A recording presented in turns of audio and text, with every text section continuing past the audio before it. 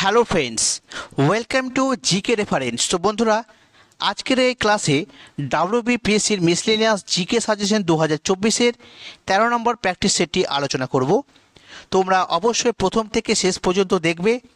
আর তোমরা যদি এই সিরিজের আগের যে পার্টগুলো 12টা পার্ট হয়েছে তোমরা যদি দেখে না থাকো অবশ্যই দেখবে, কারণ প্রত্যেকটাতেই কিন্তু একদম এক্সাম ওরিয়েন্টেড কিন্তু কোশ্চেন রয়েছে, অবশ্যই তোমাদের হেল্পফুল হবে।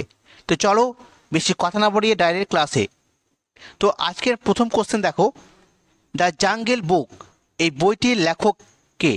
দ্য জাঙ্গল বুক এই বইটির লেখক হচ্ছেন রুডইয়ার্ড কিপলিং। ঠিক আছে, রুডওয়ার্ড কিপলিং তিনি দ্য জাঙ্গল বুক এটি কিন্তু রচনা করেছেন। এর সাথে মনে রাখবো সত্যজিৎ রায়ের আত্মজীবনীর নাম হচ্ছে যখন ছোট ছিলাম। ঠিক আছে, সত্যজিৎ রায়ের আত্মজীবনী যখন ছোট ছিলাম। তারপরে কানন দেবীর আত্মজীবনী সবারে আমি নমি। ঠিক আছে, মনে রাখবে। আর জীবন স্মৃতি হচ্ছে রবীন্দ্রনাথ ঠাকুরের আত্মজীবনী। এগুলো কিন্তু ইম্পর্টেন্ট। নেক্সট দেখো, ভারতীয় ধ্রুপদী নৃত্যের যে মূল উৎস নাট্যশাস্ত্র। ঠিক আছে, ভারতীয় ধ্রুপদী নৃত্য বা শাস্ত্রীয় নৃত্যের যে মূল উৎস যার নাম হচ্ছে নাট্যশাস্ত্র, তো এর রচয়িতা কে ছিলেন? তো ভরতমুনি। মনে রাখবে ভরতমুনি তিনি নাট্যশাস্ত্র রচনা করেছিলেন। কলের বাসি ভাস্কর্যটির স্রষ্টাকে রামকিঙ্কর বেজ। ঠিক আছে, কলের বাসি তার বিখ্যাত একটি চিত্র, তো কে এঁকেছিলেন? রামকিঙ্কর বেজ। তারপর দেখো, সালাম বোম্বে চলচ্চিত্রের নির্দেশক কে ছিলেন? মীরা নায়ার। ঠিক আছে, সালাম বোম্বে চলচ্চিত্রটির নির্দেশক মীরা নায়ার। এর সাথে মনে রাখবো মেঘে ঢাকা তারা। ঠিক আছে, মেঘে ঢাকা তারা এই ছবিটির পরিচালক হচ্ছেন ঋত্বিক ঘটক। ঠিক আছে, ভারতীয় সিনেমা থেকে এই কোশ্চেনগুলো রয়েছে। নেক্সট দেখো, রবীন্দ্রনাথ ঠাকুর ভারতের কোন নৃত্যকে পুনরুজ্জীবিত করেছিলেন? ঠিক আছে, রবীন্দ্রনাথ ঠাকুর ভারতের কোন নৃত্যকে পুনরুজ্জীবিত করেছিলেন? তো সেটা হচ্ছে মণিপুরের নৃত্য। ঠিক আছে, মনে রাখবে। এই মণিপুরের নৃত্যের মধ্যে বিখ্যাত দুজন নৃত্যশিল্পী হচ্ছেন গুরু বিপিন সিং এবং জাভেরি সিস্টার। মনে রাখবে, গুরু বিপিন সিং এবং জাভেরি সিস্টার। ঠিক আছে, ইম্পর্টেন্ট। নেক্সট দেখো, বৈশাখী উৎসবটি কোন ধর্মের মানুষের মধ্যে দেখা যায়? বৈশাখী এই উৎসবটি সাধারণত শিখ ধর্মের মানুষের ক্ষেত্রে দেখা যায়, তবে হিন্দু ধর্মের মানুষরাও এটা পালন করে। তো শিখ এবং হিন্দু, তবে যদি হিন্দু অপশানে না থাকে তো শিখটা কিন্তু সঠিক অ্যান্সার। ঠিক আছে, মনে রাখবে। এর সাথে দেখবো অক্ষয় তৃতীয়া। ঠিক আছে, এটা জৈনদের একটি উৎসব। গুড ফ্রাইডে এটা হচ্ছে খ্রিস্টানদের উৎসব। ঠিক আছে, গুড ফ্রাইডে। নেক্সট দেখো, গুপি গাইন বাঘা বাইন, তোমরা সকলেই হয়তো এই ছবিটি দেখেছো। তো গুপি গাইন বাঘা বাইন এই চলচ্চিত্রটির যে মূল কাহিনীকার, তো ইনি কে ছিলেন? উপেন্দ্র কিশোর রায়চৌধুরী। উপেন্দ্র কিশোর রায়চৌধুরীর বিখ্যাত একটা কাহিনী, সেটা হচ্ছে গুপি গাইন বাঘা বাইন। এছাড়াও রয়েছে টুনটুনির গল্প। ঠিক আছে, টুনটুনির গল্প কিন্তু বিখ্যাত, এটাও উপেন্দ্র কিশোর রায়ের লেখা। নেক্সট দেখো, সঙ্গীত এবং চিত্র পরিচালক। এই যে গুপি গাইন বাঘা বাইন চলচ্চিত্রটির চিত্র এবং সঙ্গীত পরিচালক উভয়ই ছিলেন কিন্তু সত্যজিৎ রায়। মনে রাখবে, ইম্পর্টেন্ট। ঠিক আছে, নেক্সট দেখো, শাইলক ও অ্যান্টিনিও। ঠিক আছে, শাইলক ও অ্যান্টিনিও এই দুটি চরিত্র কোন ইংরেজি নাটকের বিখ্যাত চরিত্র? শাইলক এবং অ্যান্টিনিও, তো এটা হচ্ছে উইলিয়াম শেক্সপিয়ারের লেখা মার্চেন্ট অফ ভেনিসের ইম্পর্টেন্ট দুটি চরিত্র। মার্চেন্ট অফ ভেনিস কার লেখা? উইলিয়াম শেক্সপিয়ারের। এর সাথে মনে রাখবো শেক্সপিয়ারের আরও কিছু বিখ্যাত ইংরেজি সাহিত্য উপন্যাস এবং তাদের বিখ্যাত চরিত্র, যেমন ডেসডিমোনা, ইয়াগো চরিত্র। ডেসডিমোনা এবং ইয়াগো চরিত্র এটা হচ্ছে ওথেলো। ক্লডিয়াস চরিত্র এটা হচ্ছে হেমলেট, এবং কর্ডেলিয়া চরিত্র এটা হচ্ছে কিং লিয়ারের কিন্তু অন্তর্গত। অবশ্যই এগুলো ভালো করে পড়বে। নেক্সট দেখো, মহেশ চরিত্রটি কোন বাংলা সাহিত্যিক সৃষ্টি করেছিলেন? মহেশ, তো এটা হচ্ছে শরৎচন্দ্র চট্টোপাধ্যায়ের সৃষ্টি করা মহেশ চরিত্র। এর সাথে আমরা দেখে নেব হর্ষবর্ধন এবং গোবর্ধন এই চরিত্র দুটি সৃষ্টি করেছিলেন শিবরাম চক্রবর্তী।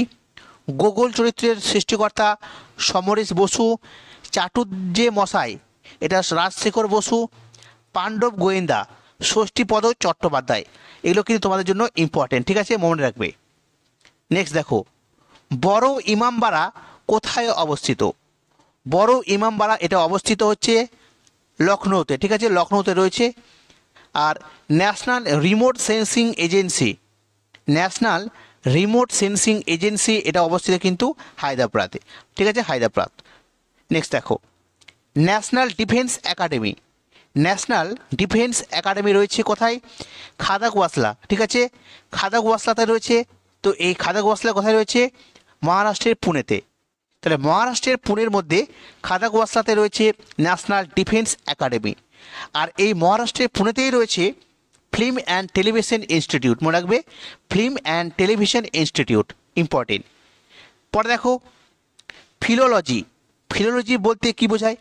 তো ভাষা সংক্রান্ত বিদ্যাকে বলা হয় ফিলোলজি, ঠিক আছে। চাঁদ নিয়ে পড়াশোনাকে বলা হয় সেলেনোলজি, মনে রাখবে।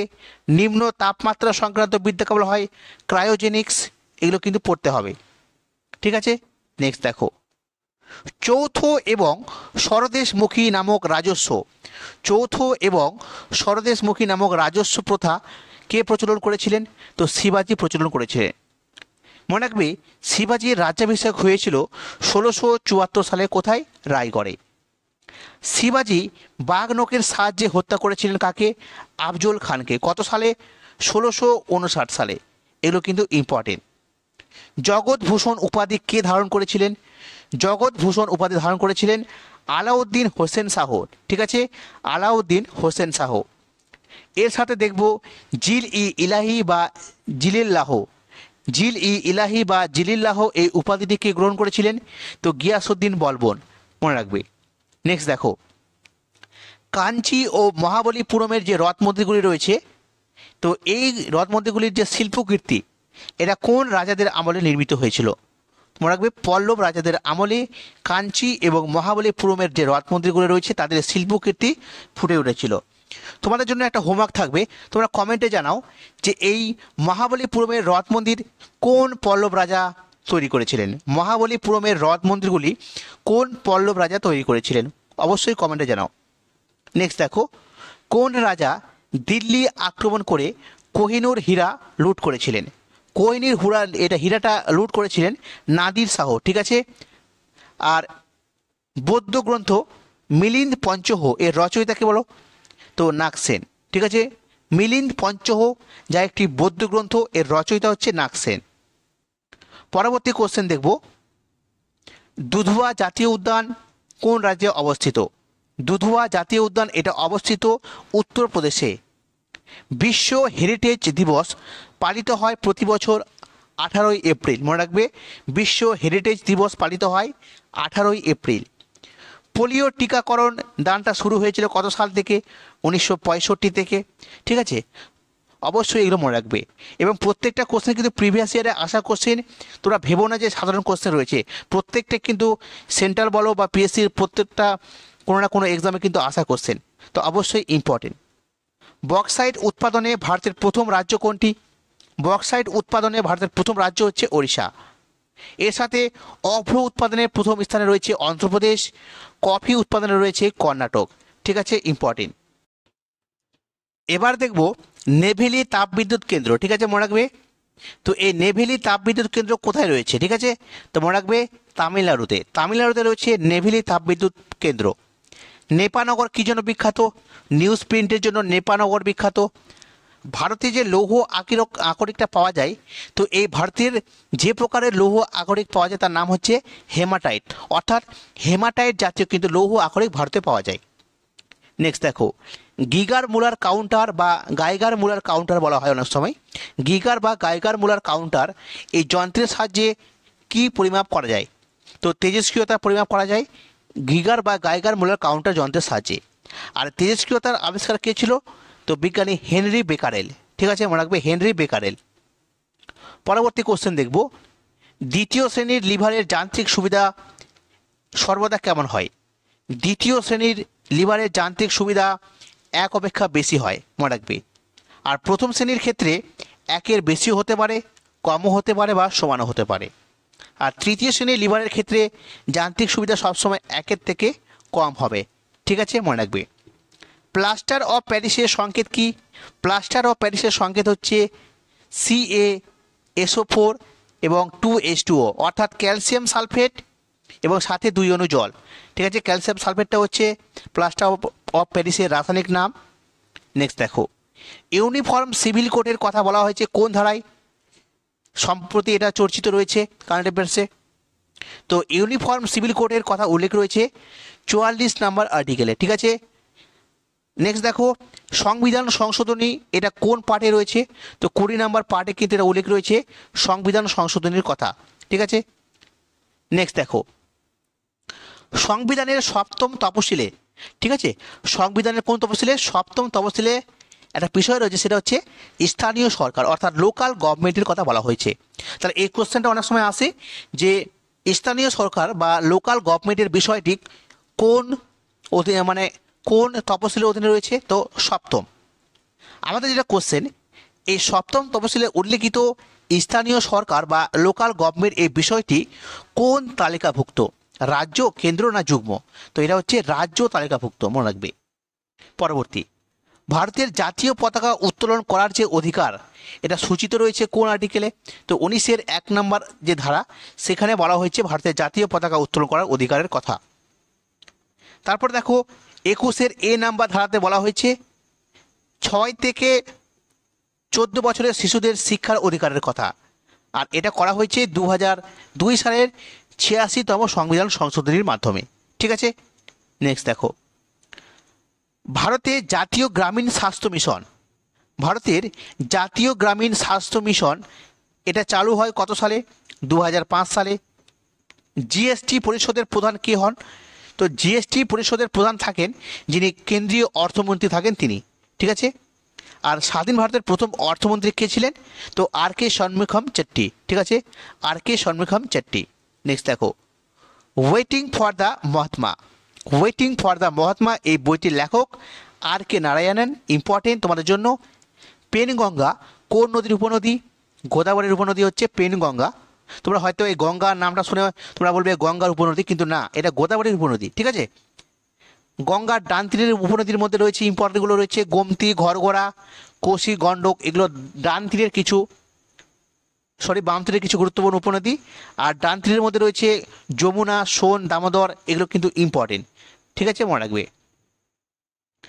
পরবর্তী কোশ্চেন দেখো, হেমকুণ্ড সাহিব গুরুদ্বার। ঠিক আছে, হেমকুণ্ড সাহিব গুরুদ্বার কোন রাজ্যে অবস্থিত? উত্তরাখণ্ডে রয়েছে। উত্তরাখণ্ডে কি রয়েছে? হেমকুণ্ড সাহিব গুরুদ্বার। কুম্ভ মেলা 12 বছরে একবার হয় কুম্ভ মেলা। তো এই কুম্ভ মেলা কোন কোন শহরে আয়োজিত হয়? ভারতের 4টি শহর রয়েছে যেখানে আয়োজিত হয়, প্রয়াগরাজ, হরিদ্বার, উজ্জয়িনী এবং নাসিক। মনে রাখবে, এই 4টি শহরে প্রতি 12 বছর অন্তর একবার কুম্ভ মেলা আয়োজিত হয়। নেক্সট দেখো, মানব দেহের কোন অংশে ম্যাসেটর পেশি অবস্থিত? ম্যাসেটর পেশি এটা চোয়ালে অবস্থিত।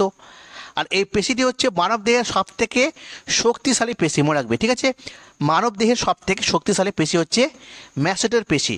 ঠিক আছে, তো বন্ধুরা এই ছিল আজকের আমাদের 13 নম্বর প্র্যাকটিস সেট। তোমাদের কেমন লাগলো অবশ্যই কমেন্টে জানাও। যদি ভালো লাগে অবশ্যই লাইক করবে, শেয়ার করবে এবং সকলে সাপোর্ট করবে। তো বন্ধুরা, পরবর্তী ক্লাসে আবারও দেখা হবে। সকলে ভালো থেকো। Thank you.